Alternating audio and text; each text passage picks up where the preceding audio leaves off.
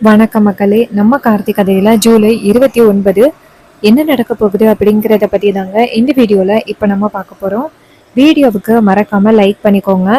நீங்க லைக் பண்றது தான் எங்களுக்கு அடுத்தடுத்து வீடியோ போடுறதுக்கு ரொம்பவே இன்ட்ரெஸ்டிங்கா இருக்கும். ஸோ மறக்காம லைக் பண்ணிட்டு இந்த வீடியோவை தொடர்ந்து பாருங்க. என்ன நடக்குது அப்படின்னு பார்த்துக்கிட்டிங்கன்னா, நம்ம ஹீரோ இருக்காருல்ல, அவரு மாமா மேல எந்த தப்பும் இல்லை அப்படின்னு ஆதாரத்தோட நிரூபிச்சிட்டாரு. அவரு நிரூபிச்ச பிறகு நம்ம ரேவதிக்கு ரொம்பவே சந்தோஷமா இருக்கு.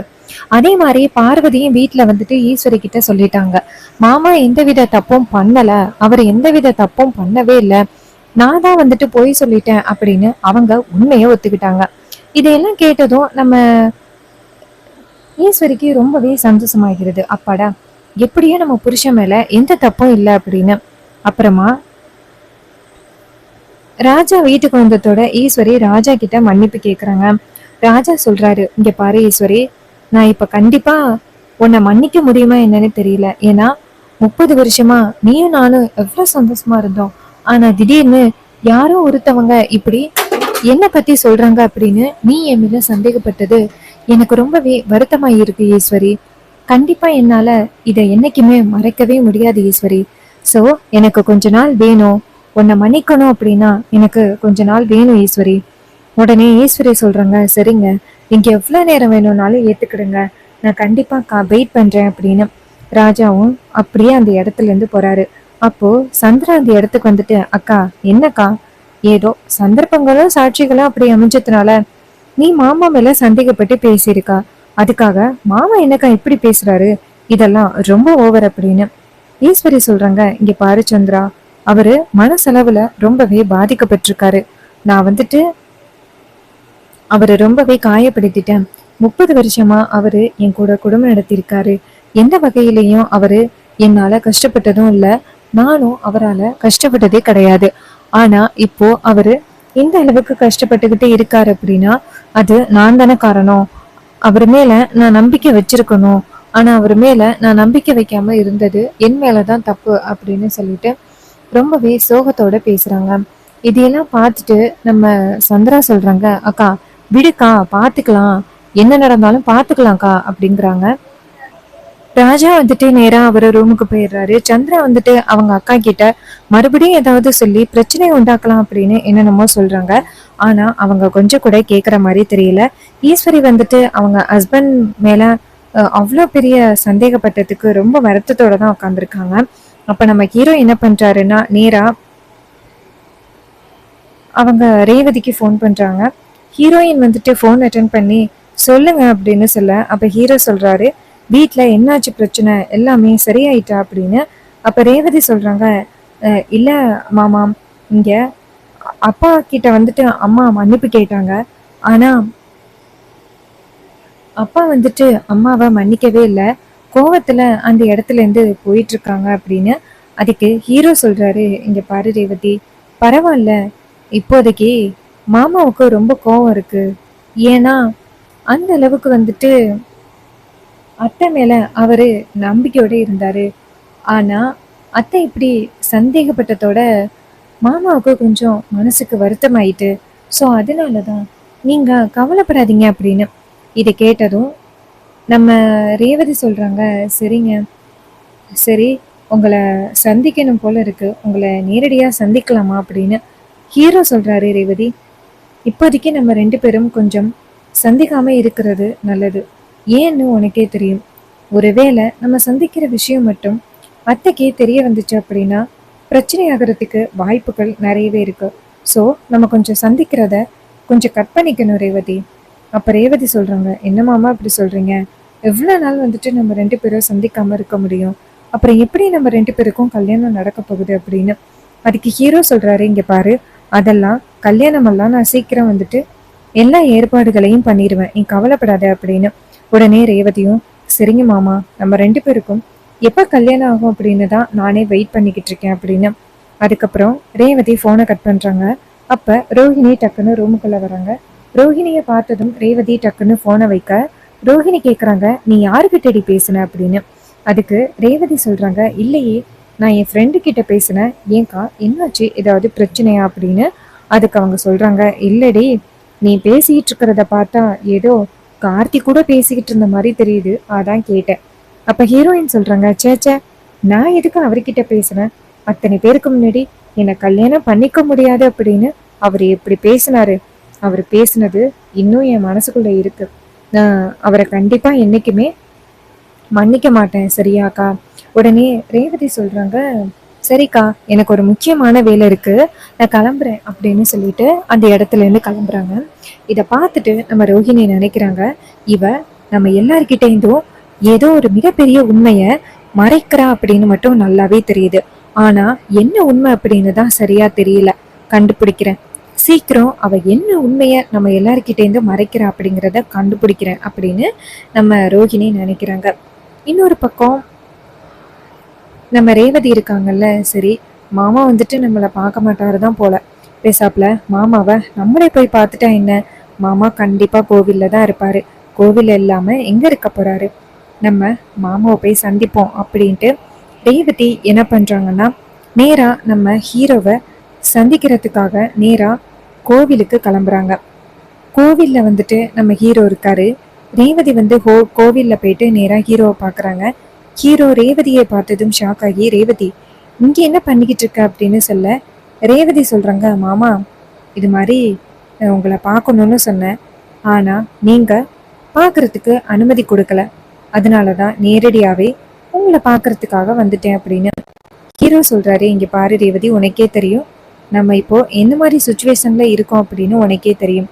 ஸோ இப்போ நீ என்னை சந்திக்க வர்றது கொஞ்சம் கூட பாதுகாப்பு இல்லை. அத்தைக்கு மட்டும் தெரிஞ்சிச்சு அப்படின்னா, நம்ம பிளான் பண்றது தெரிஞ்சிருச்சு அப்படின்னா அத்தை கண்டிப்பா ரொம்ப கோவப்படுவாங்க. உனக்கு சீக்கிரம் வேற ஏதாவது ஒரு கல்யாணம் பண்ணி வைக்கிறதுக்கு முயற்சி பண்ணுவாங்க. ஸோ இப்போதைக்கு நம்ம பொறுமையா இருக்கணும் ரேவதி. அதுக்கு ரேவதி சொல்றாங்க, இல்ல மாமா, அதெல்லாம் இல்லை, நான் உங்களை பாக்குறதுக்கு கூட அவங்க கிட்ட நான் பர்மிஷன் கேட்கணுமா?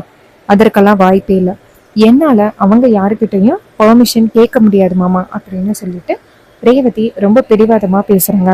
அதே நேரத்துல சந்திரா அந்த பக்கமா வராங்க. வந்ததோட கார்த்தியும் ரேவதியும் கோவில்ல நின்று பேசிக்கிட்டு இருக்கிறத பார்த்துட்டு சந்திரா ரொம்பவே ஷாக் ஆகுறாங்க. என்ன நடக்குது இங்க அப்படின்னு சந்திரா வந்துட்டு இங்க இருந்து ஃபாலோ பண்ணி போறாங்க. ஹீரோவும் ஹீரோயினும் பேசிட்டு நிக்கிறாங்க. ஹீரோ சொல்றாரு, இங்க பாரு ரேவதி, நம்ம 2 பேரும் பேசிக்காதபடி நாடகம் போடுறது வீட்டுல உள்ள யாருக்குமே தெரியாது. நம்ம 2 பேரும் நாடகம் போட்டுக்கிட்டு இருக்கோம் அப்படின்னு. கும்பாபிஷேகம் முடிகிற வரைக்கும் நம்ம 2 பேரும் பேசிக்காத மாதிரி தான் நாடகம் போட்டு ஆகணும், வேற வழி இல்லை. ஸோ நீ வந்துட்டு அதிகமா என்னை சந்திக்கிறத நிப்பாட்டி ரேவதி. அப்ப ரேவதி சொல்றாங்க, என்ன மாமா, உங்களை நான் எந்த அளவுக்கு லவ் பண்றேன்னு தெரியுமா? இப்படி பார்க்க கூடாதுன்னு சொல்றது எந்த விதத்துல நியாயமாமா? போங்க அப்படின்ட்டு. அதே நேரத்துல சந்திரா இதையெல்லாம் கேட்டுட்டு அதிர்ச்சி ஆகுறாங்க. அடி பாவி, அப்ப இது எல்லாமே உங்களோட திட்டம் தானா? விடமாட்டேன், இப்பவே நான் அக்காவுக்கு ஃபோன் பண்ணி விஷயத்த சொல்றேன் அப்படின்னு நேரா ஈஸ்வரிக்கு ஃபோன் பண்றாங்க. ஈஸ்வரி ஃபோன் அட்டென்ட் பண்ணி, சொல்லு சந்திரா, என்னாச்சு அப்படின்னு சொல்ல, சந்திரா சொல்றாங்க, அக்கா, உன் பொண்ணு உனக்கு மிகப்பெரிய துரோகத்தை பண்ணிக்கிட்டு இருக்காக்கா. ஈஸ்வரி கேக்குறாங்க, ஏண்டி என்னாச்சு? என் பொண்ணு எனக்கு துரோகம் பண்ணிக்கிட்டு இருக்காளா? அப்படி அவ எனக்கு என்னடி துரோகம் பண்ணிக்கிட்டு இருக்கா? அவ என்னைக்குமே எனக்கு துரோகம் பண்றவளே கிடையாது. நீ தேவையில்லாம என் பொண்ணு மேல இவ்வளோ பெரிய பழி போடாது அப்படின்னு சந்திரா சொல்றாங்க. அக்கா, நான் என்ன சொல்றேன் அப்படிங்கிறத, அது மட்டும் இல்லாம அந்த கார்த்தி பயலோட கொஞ்சி குழாவி பேசிக்கிட்டு இருக்கா. எனக்கு என்னமோ இவங்க எல்லாரும் சேர்ந்து நம்மளை நாடகம் போட்டு ஏமாத்துறாங்களோ அப்படின்னு தோணுதுக்கா. நீதான் கண்மூடித்தனமா அவங்கள நம்பிக்கிட்டு இருக்க. இங்க பாரு, உன் பொண்ணு உனக்கு மிகப்பெரிய துரோகத்தை பண்ணிக்கிட்டு இருக்காக்கா. அப்ப ஈஸ்வரி சொல்றாங்க, இங்க பாருடி, நீ சொல்றத நான் எந்த விதத்துல நம்ப முடியும்? என் பொண்ணு கண்டிப்பா அந்த மாதிரி ஒரு வேலைய பண்ணவே மாட்டா. என் பொண்ணு எனக்கு என்னைக்குமே வந்துட்டு நேர்மையா தான் இருக்கா. நீ சொல்றத என்னால நம்ப முடியாது அப்படின்னு. இதை கேட்டதும் சந்திரா சொல்றாங்க, அக்கா, நான் சொல்றத உனக்கு நம்ப முடியல அப்படின்னா நீ நேரா இப்போ கோவிலுக்கு வா. நீ கோவிலுக்கு வந்தீன்னா என்ன நடக்குது அப்படிங்கிறத உனக்கு ஆதாரத்தோட நிரூபிப்பேன். இப்போ வரியாக்கா அப்படின்னு சொல்ல, ஈஸ்வரி சொல்றாங்க, இங்க பாரு சந்திரா, எனக்கு நிறைய வேலை இருக்கு, நீ சொல்ற அப்படிங்கிறதுக்காக என்னால வர முடியாது. சந்திரா சொல்றாங்க, அக்கா, நீ இப்ப வந்த அப்படின்னா என்னெல்லாம் ஆதாரம் இருக்கோ அது எல்லாத்தையுமே நீ நேரடியா பார்க்கலாம். நீ வா. அந்த டிரைவர் பையன் நமக்கு தெரியாம ஏதோ ஒரு மிகப்பெரிய பிளான் பண்ணிக்கிட்டு இருக்கான். அது தெரியாம நீ பேசிக்கிட்டு இருக்க. இப்போ நீ வரப்போறியா இல்லையாக்கா அப்படின்னு. ஈஸ்வரியும் சரிடி, நீ இவ்வளவு பிடிவாதம் பண்றதுனால நான் வரேன்டி அப்படின்னு சொல்லிட்டு நேரா கோவிலுக்கு வராங்க. சந்திரா நேரா அவங்க அக்காவை பார்த்து, அக்கா உனக்காக தான் நான் வெயிட் பண்ணிக்கிட்டு இருந்தேன், வாக்கா அப்படின்னு சொல்லி நேரா கோவிலுக்குள்ள கூட்டிட்டு போறாங்க. நேரா கோவிலுக்குள்ள வந்துட்டு கார்த்தியும் நம்ம ஹீரோயினும் பேசிட்டு நிக்கிறாங்க. அதை பார்த்ததும் ரேவதி ஈஸ்வரிக்கு ரொம்பவே ஷாக் ஆகுது. ஈஸ்வரி சொல்றாங்க, என்னடி நடக்குதுங்க அப்படின்னு. அதுக்கு சந்திரா சொல்றாங்க, இதாங்க எனக்கும் புரியல.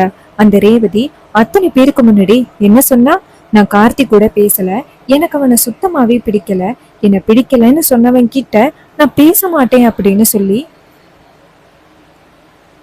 இப்படி பேசினா. ஆனா இப்ப பாத்தியாக்கா எப்படி ரொம்ப சந்தோஷமா அதுவும் கோவில்ல பேசிக்கிட்டு இருக்கா அப்படின்னு. அப்போ அவ பேசினது எல்லாமே நாடகம் அப்படின்னு உனக்கு நல்லாவே தெரியுது இல்லக்கா. அவ நமக்கு எவ்வளவு பெரிய துரோகத்தை பண்ணிருக்கா பாரு. அவளுக்கு அந்த டிரைவர் பையதான் முக்கியம், அதனாலதான் அவ இப்படி பேசிருக்கா. அக்கா எனக்கு என்னமோ அவளுக்கு பழைய ஞாபகங்கள் எல்லாமே வந்துருச்சோ அப்படின்னு எனக்கு சந்தேகமா இருக்கு. அவளுக்கு பழைய ஞாபகங்கள் வந்ததுனாலதான் அவ இப்படி பேசுறாக்கா. அதுக்கு ஈஸ்வரி சொல்றாங்க, நீ எப்படி சொல்ற அவளுக்கு பழைய ஞாபகம் வந்துருச்சு அப்படின்னு. அதுக்கு சந்திரா சொல்றாங்க, அக்கா அவளுக்கு பழைய ஞாபகம் வந்ததுனாலதான் அந்த டிரைவர் பையன் கூட இவ்வளவு க்ளோஸா நெருங்கி பேசிக்கிட்டு இருக்கா. உனக்கு பார்த்தாலே தெரியலையா, அவ நமக்கு துரோகம் பண்ணிட்டாக்கா அப்படின்னு. ஈஸ்வரி சொல்றாங்க, சந்திரா என்னால கொஞ்சம் கூட நம்பவே முடியல, ரேவதி வந்துட்டு இப்படி எனக்கு துரோகம் பண்ணுவா அப்படின்னு. அத்தனை பேருக்கு முன்னாடி அந்த கார்த்தி பைய அப்படி சொன்னா, ஆனா இப்ப இப்படி பண்றானே. அதுக்கு சந்திரா சொல்றாங்க, அப்படி என்னதாக்கா ரெண்டு பேரும் போய் பேசுனீங்க, அப்படி என்னதாக்கா பிளான் பண்ணீங்க அப்படின்னு. அதுக்கு ஈஸ்வரி சொல்றாங்க, கோவில் கும்பாபிஷேகத்துக்கு அவரை அனுப்புனா இது மாதிரி அத்தனை பேருக்கு முன்னாடி ரேவதிய கல்யாணம் பண்ணிக்க விருப்பம் இல்லை அப்படின்னு நான் சொல்றேன் அப்படின்னு அந்த டிரைவர் பையன் சொன்னான். அவன் சொன்னதை நம்பி நானும் அவளை என் புருஷனை கோவில் கும்பாபிஷேகத்துக்கு அனுப்பி வச்சேன். ஆனா அவன் எனக்கு மறைமுகமா இவ்வளவு பெரிய துரோகத்தை பண்ணிக்கிட்டு இருக்கான். எவ்வளவு தைரியம் இருந்தா எனக்கு இவ்வளவு பெரிய துரோகத்தை பண்ணுவான், அவன் எனக்கு இவ்வளவு பெரிய துரோகத்தை பண்ணுவான் அப்படின்னு எதிர்பார்க்கவே இல்லை. நான் இப்பயே போய் கேக்குறேன் அப்படின்னு. அப்ப சந்திரா சொல்றாங்க, அக்கா நீ போய் கேட்காத, அவங்க நம்மள வந்துட்டு அவங்க வலையில சிக்க வைக்கலாம் அப்படின்னு நினைச்சு பண்ணியிருக்காங்க. இப்போ நம்ம தான் அவங்கள நம்ம வலையில சிக்க வைக்க போறோம். இங்க பாருக்கா, எவ்வளவு தைரியம் இருந்தா அவங்க நம்மளை ஏமாத்திருப்பாங்க. நீ கவலைப்படாதக்கா, நம்ம என்ன பண்ண போறோம் அப்படின்னா நேரா அந்த ரேவதிய நம்ம வழிக்கு கொண்டு வர போறோம். நம்ம எப்படி பண்ண போறோம் அப்படின்னா ரேவதியோட இந்த விஷயம் நமக்கு தெரியாத மாதிரியே நடிக்க போறோம். ரேவதி வந்துட்டு நமக்கு எந்த விஷயமும் தெரியல அப்படின்னு நினைச்சுக்கிட்டு இருக்க அந்த நேரத்துல ரேவதிக்கு நம்ம வேற ஏதாவது ஒரு கல்யாணத்தை பண்ணி வைக்க போறோம். ரேவதியால எதுவுமே பண்ண முடியாது, அந்த டிரைவர் பயலாலையும் எதுவும் பண்ண முடியாது, அவனால நம்மளை ஏமாத்தவும் முடியாது. சூப்பராக்கா அப்படின்னு. அதுக்கு ஈஸ்வரி சொல்றாங்க, இங்க பாருடி, சூப்பர் பிளான் பண்ணியிருக்க, இந்த பிளான்ல கண்டிப்பா அவங்க சிக்கிதான் ஆகணும், இருக்கட்டும் பாத்துக்கிறேன் அப்படின்னு சொன்னதும் சந்திராவும் சரிக்கா வா போகலாம், நம்ம இங்க வந்திருக்க விஷயம் அவங்களுக்கு தெரியக்கூடாது, அப்படி தெரிஞ்சிச்சு அப்படின்னா அவங்க அடுத்த பிளான்ல உஷாராகிடுவாங்க, சரியாக்கா. அதுக்கு ஈஸ்வரி சொல்றாங்க, சரி சந்திரா, இந்த வீட்லயே எனக்கு நேர்மையா இருக்கிறது நீ மட்டும்தான், வேற யாருமே எனக்கு நேர்மையா இல்லை, எல்லாருமே எனக்கு துரோகம் பண்ணிக்கிட்டு இருக்காங்க. அதுக்கு சந்திரா சொல்றாங்க, அக்கா நான் உன் கூட பிறந்தவ, நான் என்னைக்குமே உனக்கு துரோகம் பண்ண மாட்டேன், நீ என்னுடைய சொந்த அக்கா அப்படின்னு. இதை கேட்டதும் ஈஸ்வரி சொல்றாங்க, சரிடி, சரி வா வீட்டுக்கு போவோம் அப்படின்னு சொல்லிட்டு நேரா வீட்டுக்கு கிளம்புறாங்க. அப்போ சந்திரன் இதை பார்த்துட்டு, எப்படியோ அக்காவை நம்ம வழிக்கு கொண்டு வந்தாச்சு, அந்த டிரைவர் பையனும் ரேவதியும் சேர்ந்து இவ்வளவு பெரிய பிளான் பண்ணியிருக்காங்களா, இருக்கட்டும் அவங்க பிளான்ல எப்படி ஜெயிக்க போறாங்க அப்படிங்கிறத நான் பார்க்க தானே போறேன் அப்படின்னு ரேவதி பயங்கர சந்திரா பயங்கர கோவத்தோட இருக்காங்க. அண்ட் இந்த கதை உங்களுக்கு பிடிச்சிருக்கா? இந்த கதை பிடிச்சிருந்துச்சுன்னா இந்த வீடியோவுக்கு மறக்காம லைக் பண்ணிக்கோங்க. நீங்க லைக் பண்றது தான் எங்களுக்கு அடுத்தடுத்து வீடியோ போடுறதுக்கு